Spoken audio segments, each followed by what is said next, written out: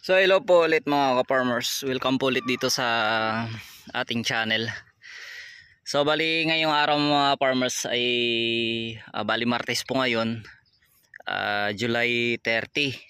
So pang 52 days na po itong aking ampalaya na Galaxy Max F1. So bali pang 5 harvest na po ngayon. So mamimitas po ako ngayon mga ka-farmers. At ayan, nag-oversize na po yung mga bunga niya. Ayan, nagsasilakihan na. So yung 1 kilo, merong 3, merong 4. So hindi pa rin kasi bumabiyahe mga farmers yung Boracay ko. Kasi pag sa Boracay, ganito talaga yung kalalaki yung kinukuha niya. So katunayan kahapon ay nag-selection ako dito. So hindi naman totally na pinitisan ko lahat. So pinili ko lang yung malalaki. So yung total nun kahapon isasama ko ngayon sa pitas kong pang 15. So naka 18 kilos kasi ako kahapon mga ka-farmers plus pa ngayon na harvest ko. Nakasabit yung kanyang mga bunga mga ka-farmers. Kailangan kasi ibaba para maiwasan na hindi ka agad-agad magbaliko. Tulad nito mga farmers, kailangan na ibaba natin. Ayan. So ayan, sabay ulit ito na pitasan mga farmers sa sitaw at saka pipino. So yung pipino ko medyo kaunti na lang yung bunga. Medyo na oversize na nga yung bunga ng mga farmers. So hindi ko na rin yun may benta. Ipamimigay ko na lang po yung bunga ng pipino. Kasi sobrang malalaki na. Hindi ko kasi napitasan nung nakarang araw mga farmers dahil may ginawa ako. So dun kasi sa may dati kong tinamnan ng talong ay inararo na nagsabog ko sa ng palay ito mga ka-farmers. Kaya mga ilang araw din na ulit hindi ako nakapag-update. So naghahabol lang ako mga farmers ng oras. Dahil yun nga, sabi ko, solo flight tayo dito sa trabaho natin. Kaya bugbog yung katawan natin sa trabaho. Kagabi nag-overtime ako dito mga farmers, nag-abono ako dito nabunuhan ko na to kagabi yung ampalaya, tapos yung sabay na po sa talong, yung talong at saka dito. So solo tayo kagabi, mag alas 9 na natapos.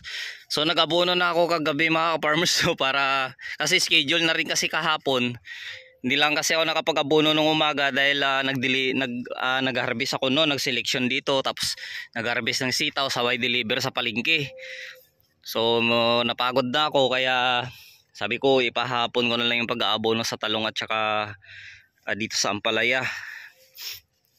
Bali ginabi nga ako. So yung ang adjustment sa abono mga farmers dahil may triple 14 na ako. So triple 14 na po yung ginamit ko po dito sa sa aking ampalaya, ganun din po sa talong.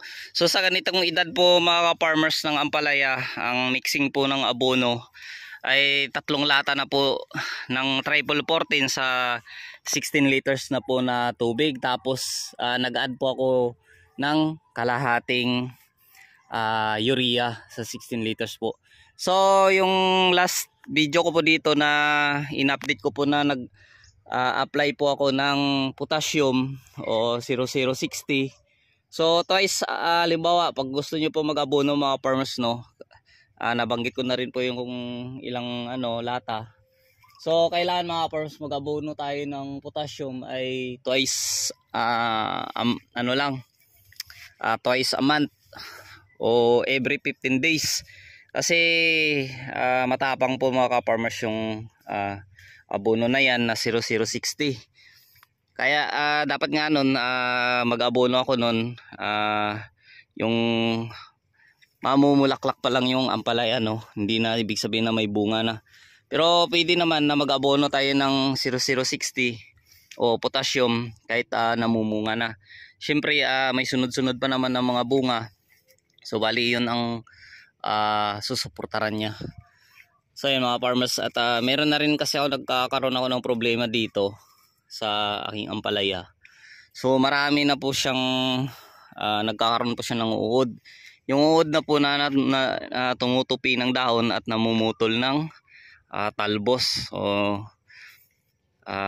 Kasi ilang araw na rin kasi ako nakapag-spray ng gold at saka mitomil. Kaya meron na namang mga uod. So kailangan na pagkatapos ko dito mag-harvest ay makapag-spray ako. So mga ilang araw na rin mga farmers na gumanda yung panahon na hindi na po umulan ng malakas. So tama-tama lang yung ulan. Yan mga farmers, so ang dami ng kanyang mga bunga. Yan. Diba? Ganda siya. Nagbibitay-bitay na ang bunga. So halos yung mga bunga niya mga farmers, no, kukunti pa lang yung makikita natin sa taas dahil ang kanyang mga bunga ay sa karamihan sa sides, sa gilid niya pa lang. So hindi po tulad kasi sa iba mga farmers na nagpo-pruning, no. Yung iba kasi nagpo-pruning, tinatanggal nila yung sides. Tapos itaas sila nagpapabunga. Po lahat po yan, tinatanggal yung lahat ng sanga. So hanggang sa makaabot sa atip, doon na po sila sa taas nagpapabunga. Pero sa akin mga farmers, no, ayan, hindi na ako hindi na ako nagpo-pruning sa ampalaya. So hinahayaan ko na po yan.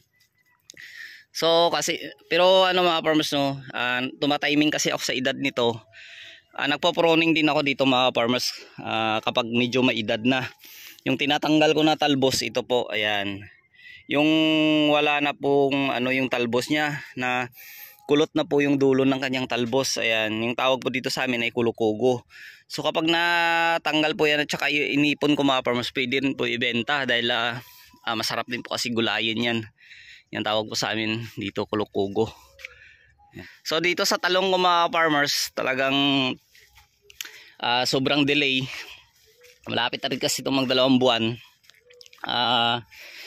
Nagsisimula pa lang mamunga.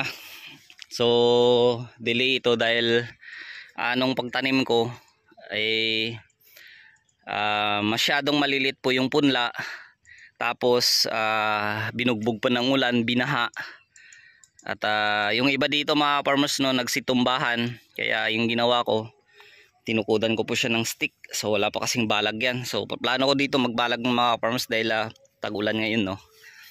So ito po yung sitaw na pipitasan ko mga farmers. So ayan, ganyan po yung ganyang mga bunga, ang dami. Yung ko lang kung anong oras naman ako nito mamaya matapos dahil solo ako. Yan. Malawak po siya. Hindi naman to masyadong malawakan mga farmers, no. Sakto-sakto light. So bali 6 na plat. Yun nga lang, maraming bunga. So yung pinakamataas ko na harvest dito mga farmers sa 6 na plat ay 32 kilos. Every other day, isang araw po yung pagitan, kakapitas na po ako. So ito pala mga farmers, yung sabi ko na area ko na tinamnan ko ng palay. So sabog tanim ito, direct. Yan, ito po yung area ko na tinamnan ng talong. Ayun, andyan yung mga talong na tambak sa dulo. Tapos sinararo ko ito. So nung linggo ko lang ito na nagsabog tanim dito ng palay. Yan, hindi pa naman kasi pansinin, napuputi-puti pa lang yung binhi. So 2 kahon lang ito mga farmers, no. So ito na yung pinakalas kong tanim ng palay. So ayan, yung sa taas na yan, yun po yung mga tanim kong palay. Yan, hanggang dyan. So unti-unti na rin po yan mga farmers lumalabas yung kanyang mga bunga. So siguro mga 3rd week of August or last week, makakapagpaanin ako mga farmers ng palay. So bali mag-harvest po muna ako dito mga farmers ng yung ampalaya muna. Harvesting ko kasi baka uminit mamaya at lumambot yung kanyang mga bunga. Yung pinakahuli, huli ko na yung sitaw. So magkukuha muna ako ng mga damo, papakain sa mga baka dahil kahapon yan hindi sila napakain. Nangangayayat na ngayon mga farmers dahil sobrang busy tayo. So mayroon na rin akong harvest dito sa okra mga farmers, no. So harvestan ko na rin yan mamaya. Ayan, no. So tinanggalan ko kasi nakaraan yan ng mga daon sa baba. So update ko na lang po kayo ulit mga farmers kung ilang kilo po yung mapipitas ko sa kabuuan sa ampalaya. So ito mga farmers yung napitas ko sa ampalaya. So hindi po ito as in sagad talaga na pinitas ko. So halos ano ko lang may mga naiwan doon na may ilalaki pa siya. So yung pagpitas ko kasi nito mga farmers, panipis lang. Kasi hindi pa kasi sigurado yung buyer ko. So yung Boracay ko hindi pa siya bumiyahe sa Biyernes pa. So siguro itong pitas ko ngayon nasa mahigit 100 kilos na po itong mga farmers, yung pitas ko. So kung isasagad ko siguro kaya kong pumitas ng nasa 150 kilos o mahigit pa. So ito oversize na to mga farmers. So ito yung pina-prioritize ko na kunin. Ayan. Dahil sobrang malalaki na. Ayan, lumubo na siya. Ayan, sa loob po ng 2 araw yung pagitan, ganito na po kalalaki yung kanyang mga bunga.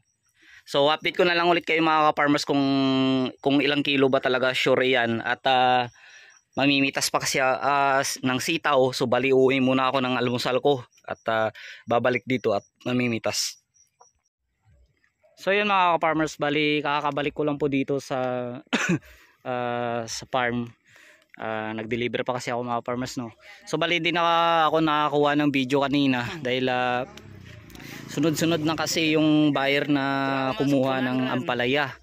So hindi sabay yung pag-deliver ko. Yung iba kinuha nila kagad, yung iba hapon. Hiwalay-hiwalay po kasi mga farmers yung pag-deliver ko.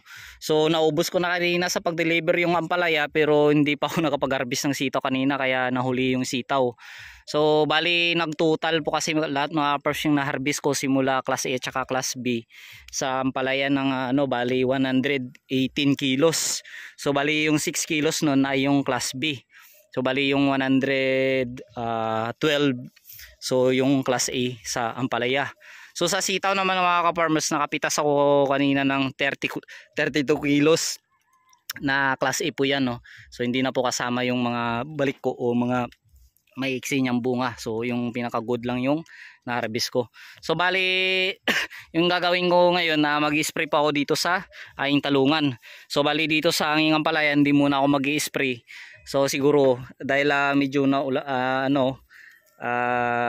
umaambon-ambon. So okay naman dito kasi sa talong kasi foliar lang din yung i-spray ko mga ka-farmers. Tapos dito bukas na mag-i-spray po ako dito bukas sa aking ampalaya ng fungicide mga farmers. Dahil may napapansin po ako na medyo nagkaka-lip spot na po yung kanyang dahon. Ayan o. So hindi naman po lahat. So meron lang yung dapat lang kasing gawin nyo dyan mga farmers. I-clearing ko lang po yung bukas. Yung tatanggalin yung mga dahon na apektado at mag-apply na po ng fungicide. So bali hanggang dito na lang po mga ka-farmers dahil mag-spray po pa po ako. At maraming salamat po sa lahat-lahat na sumusuporta po dito sa aking channel. God bless po sa lahat at saka happy farming.